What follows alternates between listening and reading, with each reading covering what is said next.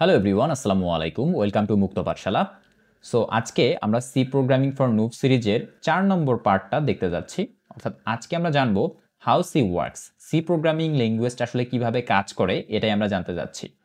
তো নর্মালি আপনি যদি একটা প্রোগ্রামিং ভাষার কথা বলেন তাহলে আপনাকে বুঝতে হবে যে একটা প্রোগ্রামিং ভাষা সরাসরি কম্পিউটারের কাছে বোধগম্য না, কারণ কম্পিউটার শুধুমাত্র 0 এবং 1কেই চিনে।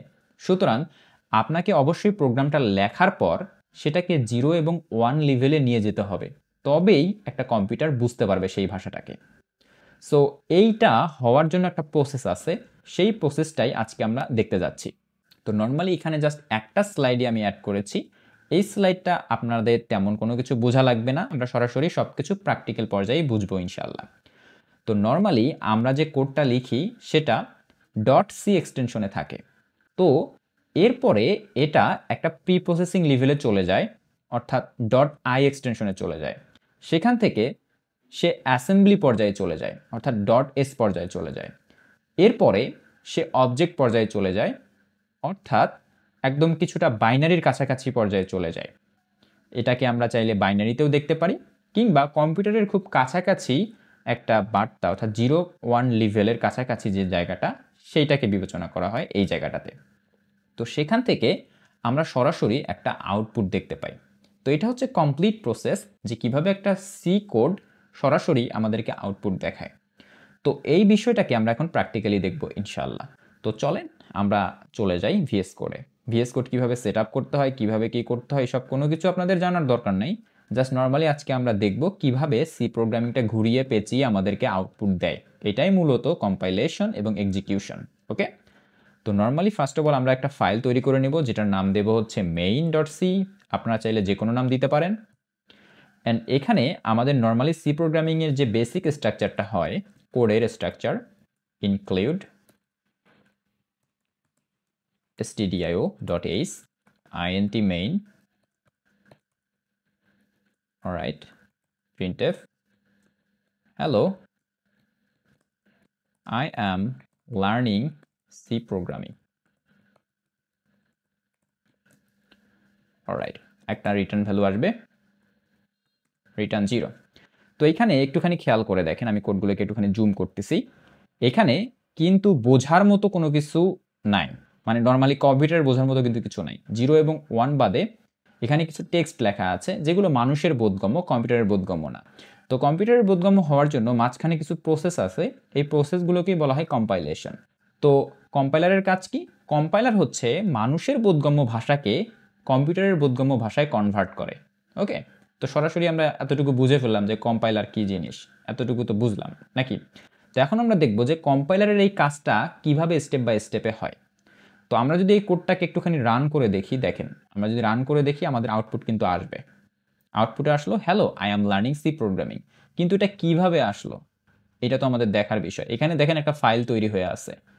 তো এই ফাইলটা কিভাবে তৈরি হলো? শুধুমাত্র কি হাওয়ায় তৈরি হয়ে গেল? ব্যাপারটা ওই রকম না, এখানে কিছু প্রসেস আছে। তো চলেন আমরা এই স্টেপটাকে দেখি। এটাকে আমি সবার আগে ডিলিট করে দিচ্ছি এখান থেকে। ওকে, তো সবার প্রথমে প্রি প্রসেসিং একটা ফাইল তৈরি হবে। এখন প্রি প্রসেসিং ফাইল সম্পর্কে আপনাদেরকে যদি বলি, তাহলে এখানে দেখেন #include_stdio.h, এটাকে মূলত বলা হয় প্রি প্রসেসিং ডিরেক্টিভ। তো এটা কি করে? এটা হচ্ছে কোডটাকে দীর্ঘ করে। এখানে আপনারা দেখতে পাচ্ছেন 5 লাইনের একটা কোড, কিন্তু মূলত এই লাইনটা অ্যাড করার কারণে এটা কিন্তু 5 লাইনে নাই, এটা অনেক দীর্ঘ একটা লাইনের কোড হয়ে আছে। কিন্তু আমরা খালি চোখে এটা দেখতে পাচ্ছি না, আমরা ব্যাকএন্ডের কাজ জানতেছি না, আমরা শুধু সম্মুখ দিকটা দেখতেছি। এই #include যদি না থাকতো তাহলে আমরা বলতে পারতাম যে হ্যাঁ ঠিক আছে, এইখানে মাত্র 4 লাইনের একটা কোড আছে। কিন্তু এইটা অ্যাড করার কারণে মূলত এখানে অনেকগুলো লাইন অ্যাড হয়ে আছে। কিভাবে হয়ে আছে এটা আমরা দেখব। তো দেখার জন্য নর্মালি আমাদেরকে অবশ্যই কম্পাইলার মানে টার্মিনাল খুলতে হবে। এখানে দেখেন, জাস্ট একটুখানি বোঝার চেষ্টা করেন। তো আমরা জিসিসি কম্পাইলার ইউজ করতেছি যেহেতু, সো এত কিছু আপনাদেরকে বোঝা লাগবে না, আমি জাস্ট আপনাদেরকে দেখাচ্ছি যে কিভাবে এখান থেকে ফার্স্টে প্রি প্রসেসিং পর্যায়ে চলে যায়। কোড.সি ফাইলকে আমরা হচ্ছে প্রি প্রসেসিং অবস্থায় দেখব, বড় আকারে দেখব যে এই #includeটা অ্যাড করার কারণে কোডটা কিভাবে বড় হয়ে আসে, যা আমরা খালি চোখে দেখতে পাই না। Output code dot i. তো এখানে কি দেখাচ্ছে, no such file or directory code.c। Okay, code.c নামে কোনো ফাইল নাই এখানে, main.c নামে আছে। সরি, আমার মিস্টেক হয়ে গেছে এখানে। তো জিসিসি ই main.c ও main.i। ওকে, তো একটা ফাইল দেখেন এখানে তৈরি হয়ে আছে। তো প্রিপ্রসেসিং কি করে, এই যে এখানে দেখেন কতগুলা কোড উপরে অ্যাড হয়ে আছে, এবং সবার শেষে দেখতে পারবেন যে সবার শেষে আমাদের ওই hello I am learning C programming লেখাটা। তো এর উপরে আমরা যে হ্যাশ ইনক্লুড লিখলাম, এই লেখাটা দ্বারা 577 লাইনের একটা কোড কিন্তু আমরা আমাদের প্রোগ্রামে যুক্ত করছি, জাস্ট এই লেখাটা প্রিন্ট করার জন্য। বুঝতে পারছেন বিষয়টা? আমরা মূলত ক্লিনভাবে কোড লিখি, কিন্তু ভিতরের কাজ কিভাবে হয় সেটা আমরা জানি না। এর মাধ্যমে আমরা জানতে পারলাম যে কিভাবে এই কম্পাইলার আমাদেরকে মানে কোডগুলো ছোট করিয়ে দেয়। ঠিক আছে? তো এর মাধ্যমে আমাদের এই main.i-টা তৈরি হয় প্রথমে। main.i যখন তৈরি হয়ে যায়, এরপরে এটা কনভার্ট হয়ে হচ্ছে অ্যাসেম্বলি ল্যাঙ্গুয়েজে। তো অ্যাসেম্বলি ল্যাঙ্গুয়েজ কেমন? আপনারা জেনে থাকবেন যে 2000 সালের আগে যখন সি প্রোগ্রামিং আবিষ্কার হয়নি, তখন কিন্তু ম্যাক্সিমাম মেশিনের কাজগুলো অ্যাসেম্বলি কোড দিয়ে করা হতো। ওগুলো অনেক লো লেভেল, কম্পিউটারের অনেক কাছাকাছি পর্যায় থেকে কাজ করে। তো অ্যাসেম্বলি ল্যাঙ্গুয়েজ কম্পিউটারের কাছাকাছি থেকে কাজ করলেও 0-1 লেভেলে কাজ করতে পারে না, কারণ 0 এবং 1কেই শুধুমাত্র কম্পিউটার চিনে। ওকে, তো এই প্রিপ্রসেসিং অবস্থান থেকে অ্যাসেম্বলিতে কনভার্ট হয়। তো অ্যাসেম্বলিতে কনভার্ট কিভাবে হয় তা আমরা এখন দেখব। তো চলেন আমরা আবারও আগের মতোই লিখে ফেলি জিসিসি এস main.i, অর্থাৎ আই থেকে কিন্তু অ্যাসেম্বলিতে কনভার্ট হবে, আউটপুট main.s। গেল। এই যে এখানে দেখেন ASM নামের একটা ফাইল তৈরি হয়ে আছে, এবং এই যে এখানে দেখেন অ্যাসেম্বলি ভাষায় কিন্তু আমাদের কোডটা কনভার্ট হয়ে আছে hello I am learning C programming. তার মানে অ্যাসেম্বলি ভাষার মাধ্যমে কম্পিউটারকে এই ক্ষেত্রে বোঝানো হচ্ছে যে তুমি এটা আউটপুটে প্রিন্ট করে দাও। এ তো গেল হচ্ছে অ্যাসেম্বলি পর্যায়ের। তাহলে আমরা স্টেপ কয়টা পার করলাম?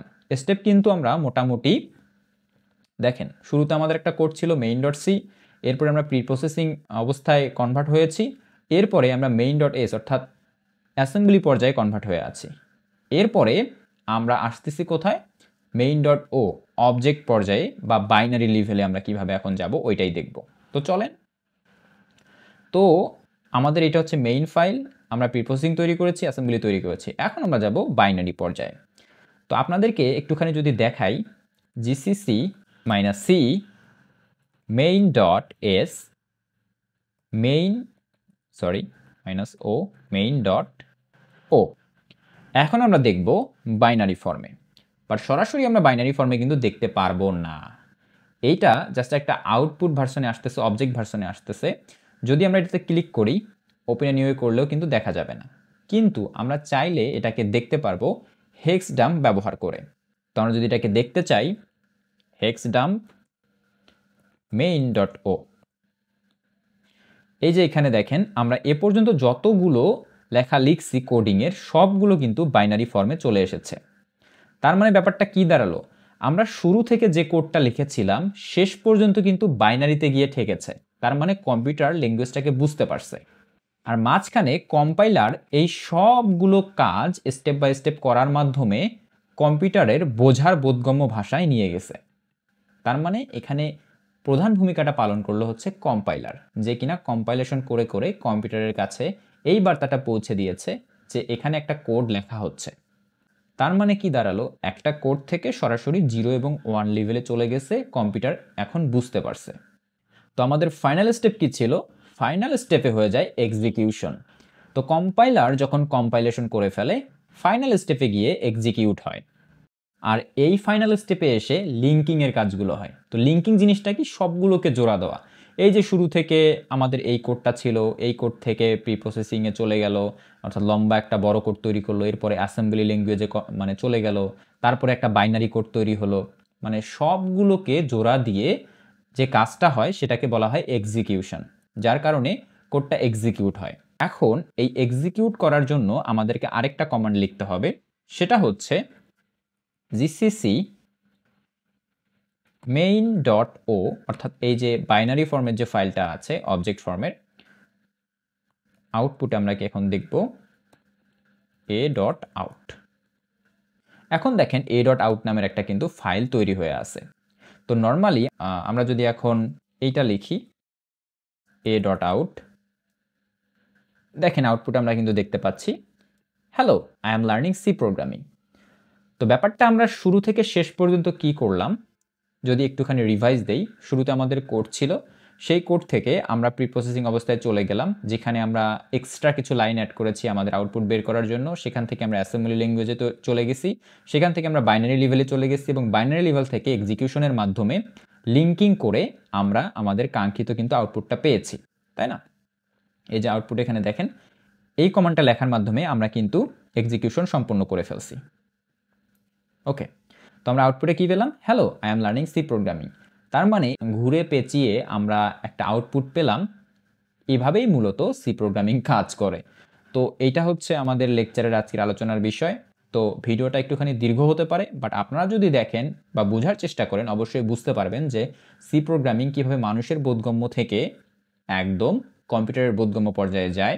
এবং এটাই মূলত আজকের লেকচারের প্রধান আলোচনার বিষয় ছিল, how C works, compilation and execution. আশা করি আপনারা বুঝতে পেরেছেন। কেউ যদি না বুঝতে পারেন তাহলে অবশ্যই কমেন্ট করে জানাবেন, আর পরবর্তী ভিডিওগুলো দেখার আমন্ত্রণ রইল। ইনশাআল্লাহ সবাই মিলে ভালো কিছু শিখতে যাচ্ছি, জানতে যাচ্ছি। আল্লাহ হাফেজ।